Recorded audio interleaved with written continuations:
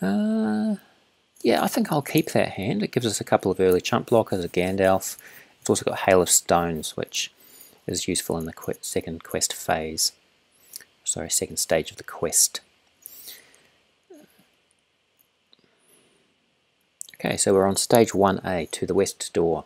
Elrond has asked you to scout the mines of Moria on your return to Lorien, hoping to discover if it is the source of increased orc activity along the Misty Mountains.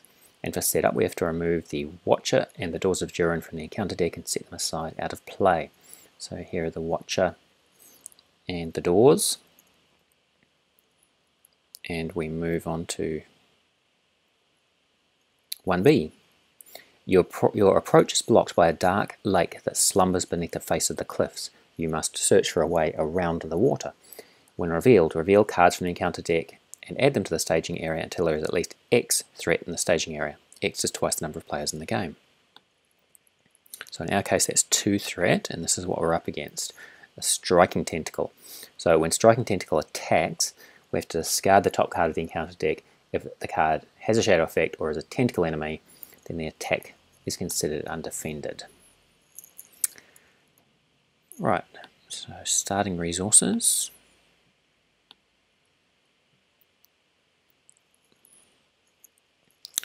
Okay, this is cool. So it's not much use to us now, but the Shadows of the Past is, like Hail of Stones, is also very useful when we reach the second stage of the quest as a means of opening the Doors of Durin.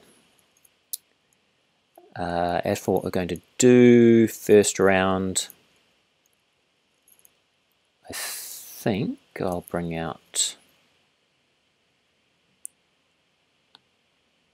a Snowborn Scout. Unfortunately there's no locations in place, so I won't be able to use his interplay effect. That's okay. I'll also bring out an Erebor Record Keeper.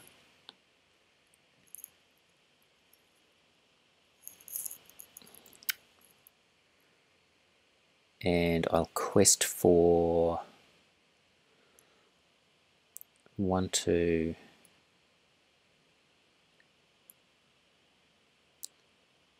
3, 4. The Record Keeper is actually, yeah, 4. The Record Keeper is boosted by Dane while Dane is ready. So questing for 4. Oh goody, looks like another Striking Tentacle. Okay, so that's going to make things a little bit tougher. So there's nowhere to travel to, we'll move straight on to combat. Now I'll what defense do they have? 1. So we only need to attack them for 4.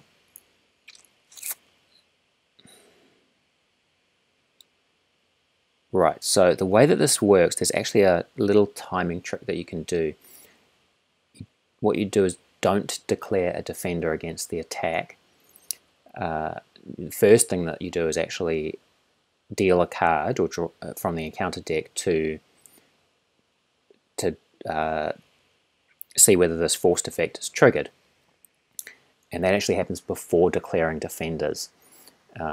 So what you can do is, if the forced effect does trigger and the attack then becomes undefended, it means that you haven't exhausted a defender. That defender is ready to, attack back or use as a defender for another attack or whatever you want to do with it. So it gives you a little bit of action advantage, which is good. So for this first tentacle, it's attacking and I'm drawing a card to see whether its forced effect triggers. It does have a shadow effect, which means that the forced effect is going to trigger and that attack is now considered undefended. So with this first one, I'm going to use Frodo's response to convert that to threat, and I only get to do that once per phase, so this is the only opportunity I have to do that. So I'm raising my threat by, I think it's 4. It attacks for 4, yes. So my threat has gone up by 4, but I haven't had to take that damage. Oh, I forgot to flip the shadow card.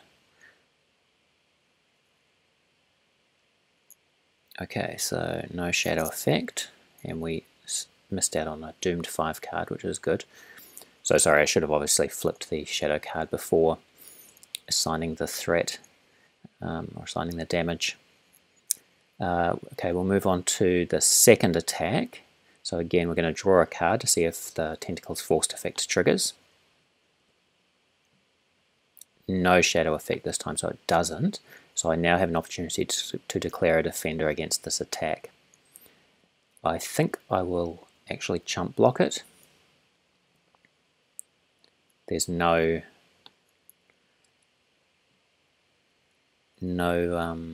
shadow effect, and we've dodged a wrapped card, which is good.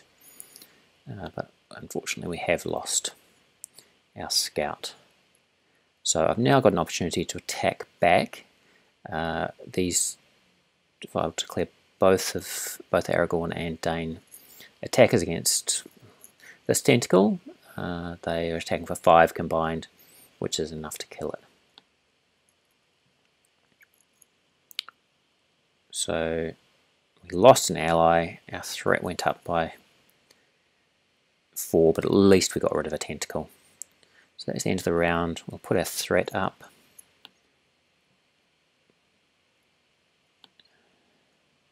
Give everyone a resource. And draw a card. Okay, we've got another Hail of Stones, which is not terribly much use to us. Now,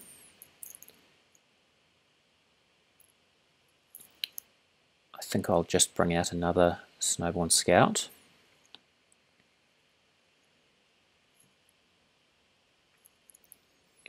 Again, there's no location to put a progress token on. And I think again I'll quest for 4. Okay, so we've got a black Uruks. Now they've got a when revealed effect that forces you to discard an attachment from a questing character. We don't have any attachments yet. So we've got what, 2 threat in the staging area against our 4. Means that we make 2 progress on the quest. And we need what, 13 to complete this stage of the quest. So he engages at 32, which means he is going to engage, so we're going to be facing both attacks this time. The Uruk's attacking for 3, so Dane can defend that one without taking damage. Right, I guess I'll do the striking tentacle first. So we'll see whether its forced effect is going to trigger. It's not. There's no shadow effect on that card. So that's cool. That means its attack is going to proceed as normal. We have an opportunity to defend against it. So yeah, actually I'm a little bit loath to get rid of my last Snowborn Scout, or at least the last Scout that I have available at the moment, because when the Grasping Tentacle comes out, it's really good to throw them all on a cheap disposable ally, and the Scout's perfect for that. So is there another way we can do this? What do we need to kill this guy? 5. Yeah. I can take one of the attacks as a threat conversion with Frodo. I think I'm still going to need to chump block if I want to kill one of these enemies. So yeah, I will just go ahead and chump block it. So we've got rid of another Doom 5. I think maybe that's all of them. I'm not sure if there are 3 or 4 in the deck, but I'm sure we've seen 3 so far. So that's good. The Scout is out of here.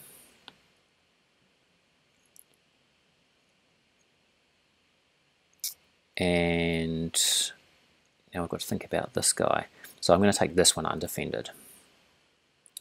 Got rid of a Thrashing Tentacle, and there was no shadow effect, so we're putting the undefended damage on Frodo as a threat bump, and that's 3 damage. 1, 2, 3. Now we get an opportunity to attack back, so Who shall we attack? I think probably the striking tentacle is the worst of the two. He attacks for more and he's also got that forced effect, so I'll take out the tentacle this time. And that's the end of the round. So we're now on 39 threat. So although I haven't mentioned it already, basically the game plan for this deck is to raise our threat until it starts to bump 50, at which point we will use Aragorn's refresh action to reduce our starting threat back to 30 again. So that's why I've been very casual about increasing my threat. And draw a card. Okay, cool, we've got another Gandalf, so that's great. Well, I'd like to save one of them for our final battle with the Watcher, but that gives us one to spare, and if we can get a sneak attack, then we can get multiple uses of Gandalf. I don't think that there are any treacheries in this encounter deck that force us to discard cards from our hand. So we should be able to hang on to both those Gandalfs, which is good. Right. Unfortunately, though, we don't have any cheap allies to play at this point. I'm going to need... Yeah, look, I'm just going to go a little bit slower this time. I'm going to quest for 2. At the moment we've got no threat in the staging area. Okay, we've got a location. Now this one, it takes a couple of rounds to clear it, and it does add 4 to the staging area, so our threat goes up by 2, but at least we're not facing another enemy. I'm going to need to attack for 5, it attacks for 3. This guy is no good to me in combat, but what his action allows me to pay a lore resource to ready a dwarf character, so I would use that to ready Dane. So I'm going to use Dane to defend and attack. This is shadow card. No shadow effect, so Dane successfully defends that attack. Now I have to exhaust Erebor Record Keeper and pay a lore resource to ready a dwarf character. So I'm readying Dane and then attacking back with both of these guys. Combined attack of 5, I believe. 5, yes, which is enough to kill the black Uruks. So we've no longer got any enemies engaged, which is good. So that's the end of the round. Raise our threat.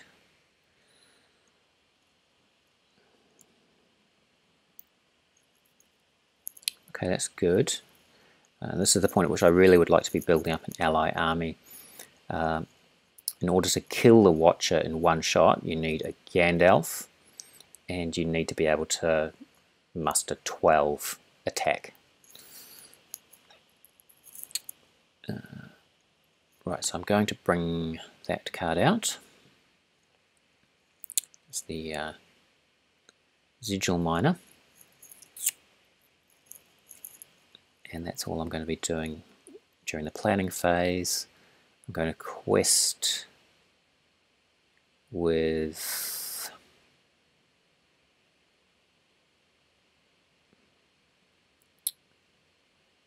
these guys. So that's 1, 2, 3, 4.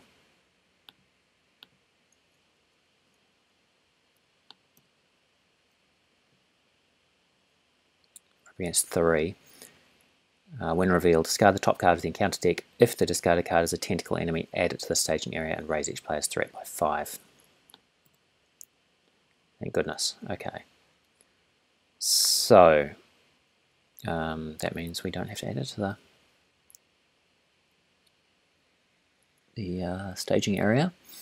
So we've got 3 threat. We quested for 4.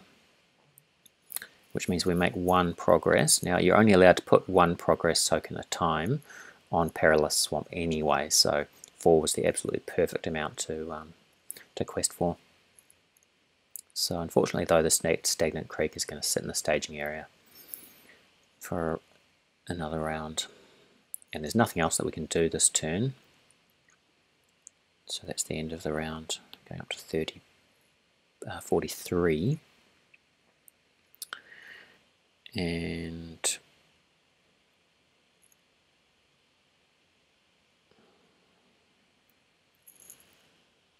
okay, so we've got a Wandering Took, which we can afford to play. Now,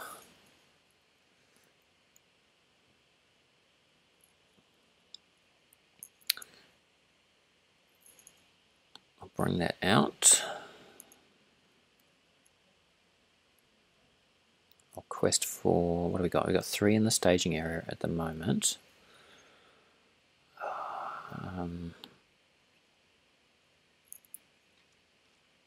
I think I'll quest fairly hard this time. There's 1, 2, 3, 4, 5, 6. So I'm going to quest for 6.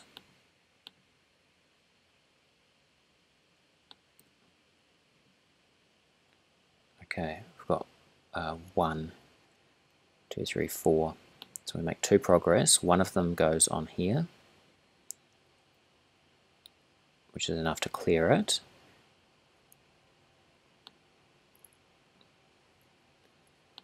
And the other one goes on the quest. So now I've got to think about travel. I suppose the obvious thing to do is to travel to the stagnant creek, get that threat out of the staging area.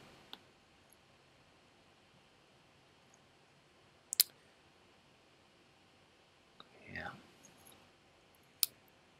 And that'll be the end of that phase, or that round I should say. 44. Yeah, we're starting to play a little bit risky here, because if we had a doomed 5 for instance, our threat would be too high for Aragorn to bring it back down. We need to stay under 48, because his refresh action occurs after you've raised your threat. Okay, so what do we get? A forest snare. Could come in handy. If we have a warg, for instance, we can neutralize it.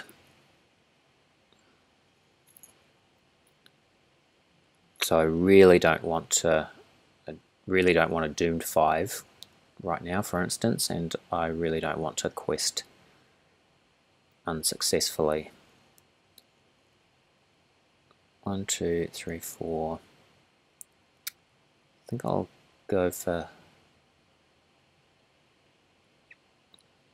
It's got a little bit harder this time. I'm actually going to quest for 7.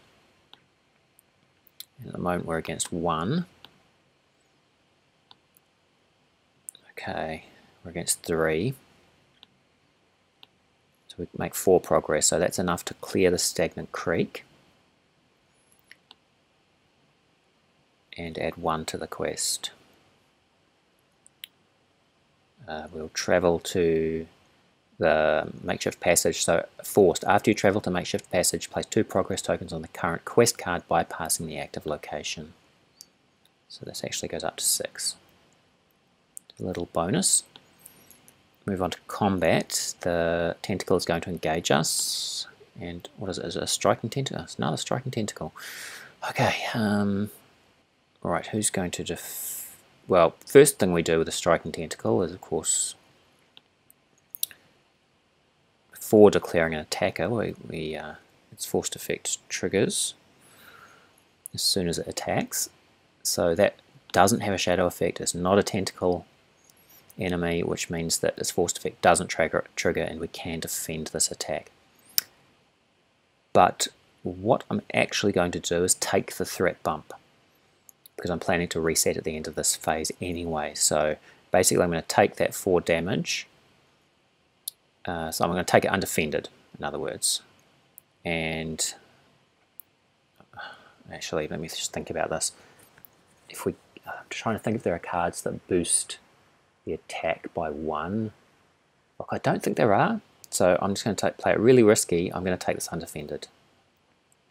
In any case, there's no shadow effect, so it's 4 damage, which I'm putting on Frodo, and bumping my threat up to 48, which is the highest you can go, and still use Aragorn's refresh action to reset your threat.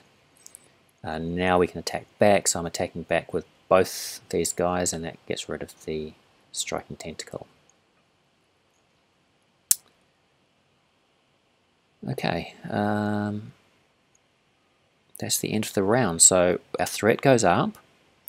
Now we're going to trigger Aragorn's refresh action to reduce our threat back down to its starting level. We only get to do this once in a game.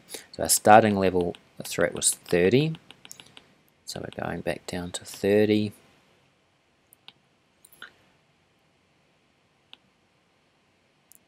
And we are refreshing all our characters, or dealing out resources and drawing a card. We've got a lot of resources. It's not actually good to hoard resources in this game because the bitter wind treachery can wipe them out. Alright, we've got Boffa. So we get to spend 1 spirit resource to put Boffa into play from your hand, exhausted and committed to a quest. If you quest successfully this phase and Boffa is still in play, return him to your hand. So either we basically pay 1 spirit resource to quest for 2, or if we quest unsuccessfully, which I think is very unlikely, he gets to stay and play. Once he's in play, how much attack do we have? I'm just trying to figure out if it's time to forge ahead and get onto the second quest stage. So we could muster maybe 1, 2, 3. He can't attack. Maybe 4, 5, 6, 7, 8. Yeah, not really. 8, 19, 11, 12. Yeah, that would be enough with Gandalf in the mix, I think, to take down the Watcher. So I will bring out Boffa this turn. I'll do it.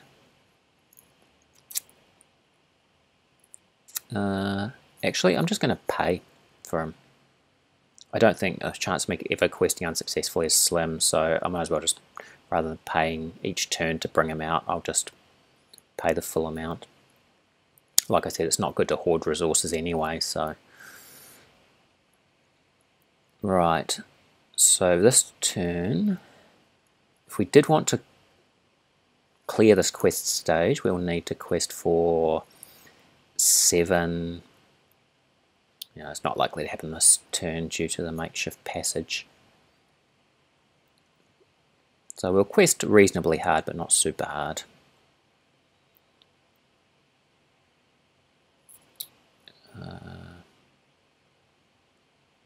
So that would be 1, 2, 3, 4, 5, 6, 7, 8.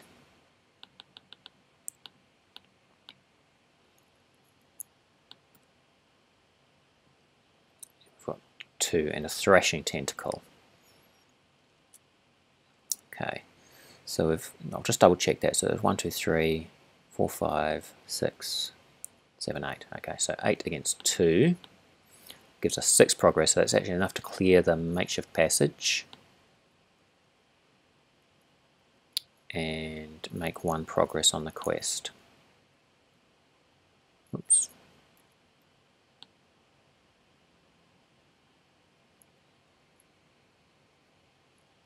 There's no travel to do, we'll move on to combat. Now this guy's forced effect triggers when he's attacked. And essentially what it can do is make that attack rebound onto us. So once again we can just use Frodo to soak this up, or we could assign his damage to another character if we wanted to. So who will defend it? I think that would be Dane. No shadow effect, so Dane successfully defends the attack. Now we just need to attack back with Aragorn. So what we do is we draw a card. It doesn't have a shadow effect. Thankfully, it's not a tentacle enemy, so the attack actually succeeds. The forced effect never triggers, and the thrashing tentacle is gone for now. The tentacles do all come back in the next stage of the quest. So that's it for this round. We're totally clear at the moment. Clear staging area, no location, no active location, no engaged enemies. So we're looking in pretty good shape.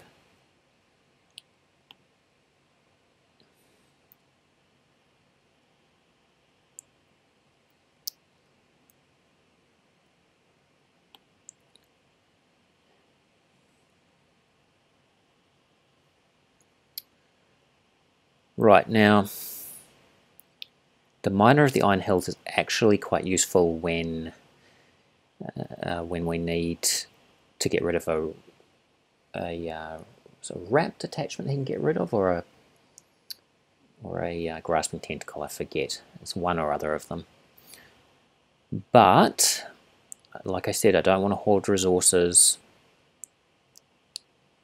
so I'm just going to go ahead and bring him out straight away. Now we should be able to clear this quest stage this turn, I think.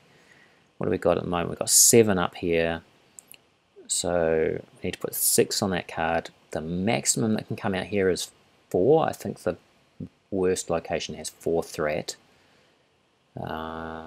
So 7, 8, 9, 10, I mean 11 would do it. Sorry, not, is it 11? 7? What did I say? 6. Yeah, 10 would do it. So let's go 1, 2, 3, 4, 5, 6, 7. 7.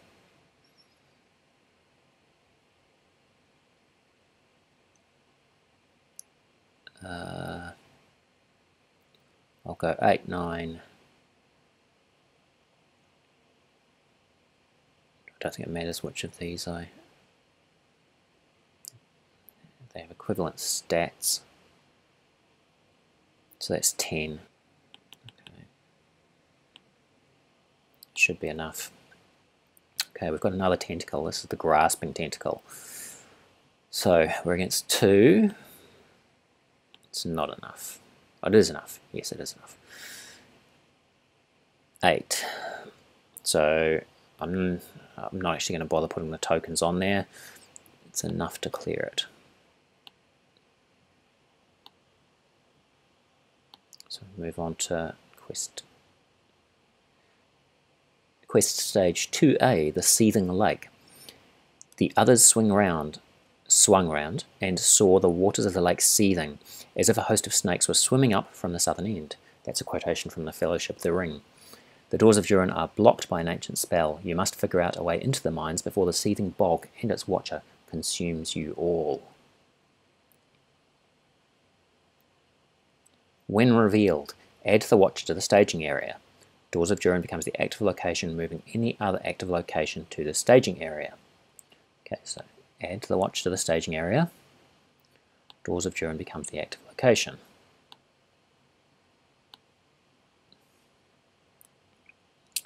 Shuffle all tentacle cards in the encounter discard pile back into the encounter deck.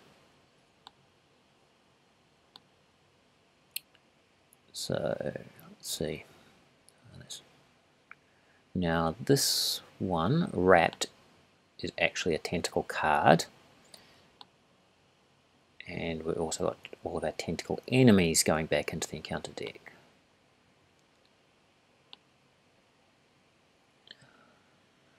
So that one,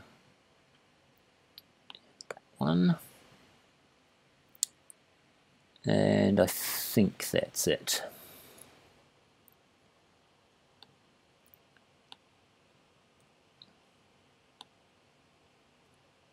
So all these go back into the encounter deck. meaning we have a very high likelihood of facing a tentacle. Right, and that, let's see what else we need to do. That's the when revealed effect dealt with. If the players have at least 3 victory points and defeat this stage, they have won the game. So we've got 2 opportunities to get 3 victory points. There's the Doors of Durin itself, which basically its action, it says each player may discard any number of cards from his hand, then discard the top card from the encounter deck. If the first letter of the encounter card's title matches that of one of the discarded player cards, add Doors of Durin to your victory display limit once per round. So that's one way of getting 3 victory points. That card is worth 3 victory points when it's cleared, that location. The way that I would do that is probably using the Shadows of the Past to move a card from the top of the encounter discard pile to the top of the encounter deck so that I know what I'm facing. So at the moment we've got a card that starts with the letter S, Stagnant Creek. So by discarding a card that started with S, Song of Battle would be one example. We could clear that quest stage. Clear that location and get the 3 victory points. So we could do that right now if we wanted to.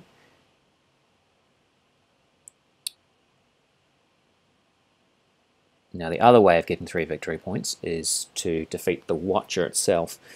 I think that at the moment we're actually in a good position to do either of these things. So the Watcher, he's pretty nasty while he sits in the staging area. He deals 3 damage at the end of the combat phase to a character. So he chips away at you. His 4 threat also while he's in the staging area. He attacks for 5. So he's a fairly nasty enemy, and he's also got 7 defense and 9 hit points. But possibly the worst thing about him is that you can't optionally engage him while there's a tentacle enemy in play. And with so many tentacles in the deck, there's a really good chance at any given time that you won't be able to engage him. Like we couldn't optionally engage him right now. So there is a Son of Arnor in our player deck. That's one way of engaging him. But the other way is, as I mentioned earlier, is the Hail of Stones. So because we have a Song of Battle and we have a Hail of Stones, we can actually deal damage to the Watcher while he's in the staging area. In fact, all that we would need to do, if we use a Gandalf to put 4 direct damage on him, we would only need to exhaust 5 characters to kill him. So that actually should be fairly easy for us to do. We're not going to do it now. That would all have to happen next round. But so the immediate decision I need to make is, do I discard my Song of Battle, forego the opportunity to kill the Watcher, and clear the Doors of Durin? But I think, yeah, that would then put me in a position where I have to quest successfully for 5 in the next round, which I think I could probably do. I could have as much as 8 threat facing me in the staging area next round because the tentacle will be engaged with us. So let's see, 8 threat. We know we can muster 10. 11, 12, 13, plus Gandalf. Yeah, we should be able to do it fairly easily. So my decision is: do I take the coward's way out, or do I do it the brave way and try and do combat? Try and do combat the cowardly way by throwing stones at the Watcher while it's in the staging area. Look, I think it's more fun to kill the Watcher, so I'm going to do that. I think that would be a more dramatic way to end the game. So, although I know that I could win the game right now or on the next round, I'm actually going to take my chances and go ahead and do combat. So we're moving on to the combat phase.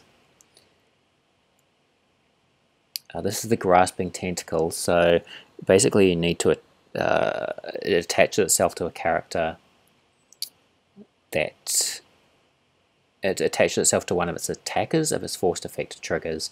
Essentially it transforms itself into an attachment and stops that character from having any defense or attack strength itself, which means that you can't use it for future attacks. So that triggers when it's attacked. At the moment I need to worry about defending it. I'll defend with Dane. Okay, its shadow effect gets +1. So I think I was wondering earlier if there was a shadow effect that has a +1. It gives a +1 boost to the attacking enemy, and yet there is. So I was actually taking a very big risk earlier in the game when I took that attack. Grasping tentacle. Right, so it attacks for 3. Dane successfully defends the attack, but he does take a point of damage. And we're now going to attack back with Aragorn and with the Mine of the Iron Hills. So that if the Grasping Tentacles forced effect triggers, we will attach it to the miner. So let's see. Okay, so that's not a tentacle enemy, and it doesn't have a shadow effect, so that effect doesn't trigger, which means that we've killed it. So we can actually optionally engage the Watcher in the next turn. We don't need to rely on Hail of Stones, assuming that another tentacle doesn't come out. In any case, that's the end of the round.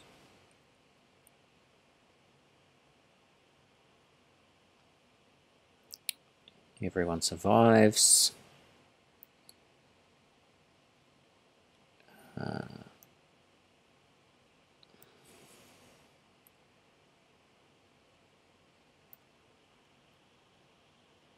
And we've got a test of will, so we can cancel any treacheries that come out. Right, so at this point in the game, I'm going to be bringing out a Gandalf. Now I'm just going to check the Grasping Tentacle. So it starts with a G. Do we have any G? Well, we do. We could discard a Gandalf. It would seem an absolutely insane thing to do. But you know what? I have never won this game with having cleared both the Doors and the Watcher, so I'm really tempted to do it. Before I do, I'm just going to go ahead and play one of my Gandalfs in the traditional fashion. I'll pay for it all from Dane Ironfoot's resource pool, and I'm going to use his interplay effect to put 4 damage on the Watcher. Now, I don't have to discard that Gandalf just yet. I might wait and see what comes off the comes off the encounter deck first. So I want to quest fairly lightly. I'm not too concerned about raising my threat here. I just want to keep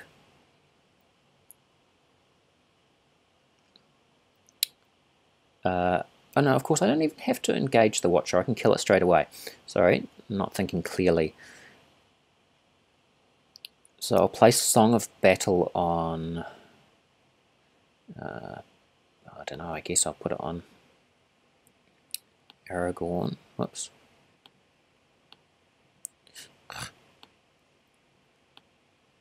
There we go. So Aragorn has Song of Battle. I'll pay for that from his resource pool. So Aragorn now has a Tactics resource icon, which means that he can play Hail of Stones. So I'm actually going to play Hail of Stones right now as well. Now I get to exhaust X characters to deal X damage to an enemy in the staging area. So I only need to exhaust 5 characters to kill the Watcher. Oh, sorry, I should have put 3 damage on a character at the end of the last combat phase. I'm very sorry, I forgot to do that. So that's actually what happens at the end of the combat phase if the Watcher is in the staging area. I should have done that in the last round. What I would have done is put that on Frodo and converted it to threat. So I'm just going to raise my threat by 3. So very sorry for having overlooked that. In any case, 5 characters. So I think I'm going to keep back my high willpower characters. So I might go 1,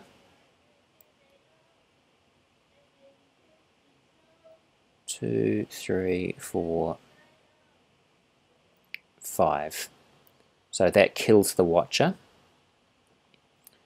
and we've got to get our 3 victory points. I'm now going to discard a Gandalf from my... before I do that. So we're still in the planning phase. I'm going to pay another 2 of Aragorn's resources to play Shadow of the Past. I'm going to put the Grasping Tentacle on top of the encounter deck. And I'm then going to trigger the Doors of Durin action. Okay, so I'm discarding a Gandalf from my hand, which feels very, very wrong. And I'm now discarding the top card of the encounter deck, which we know is a Grasping Tentacle. Begins with G, just like Gandalf, which means that I can add Doors of Durin to my victory display. So I've actually cleared that as well. And now we're onto the questing phase. So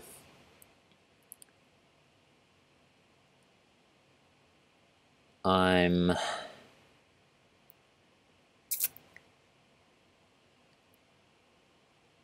going to quest for 7, I think. At the moment we've got no threat in the staging area.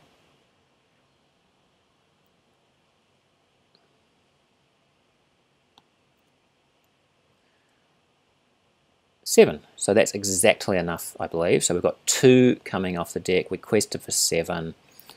That gives us 5 progress. So 5 progress tokens go on here, which is exactly what we need. So we've done it. We've actually completed Watcher in the Water, and I think, like I said, it's the first time I've ever defeated the Watcher and also opened the Doors of Durin. So that's a very satisfying ending. Alright, thanks for watching.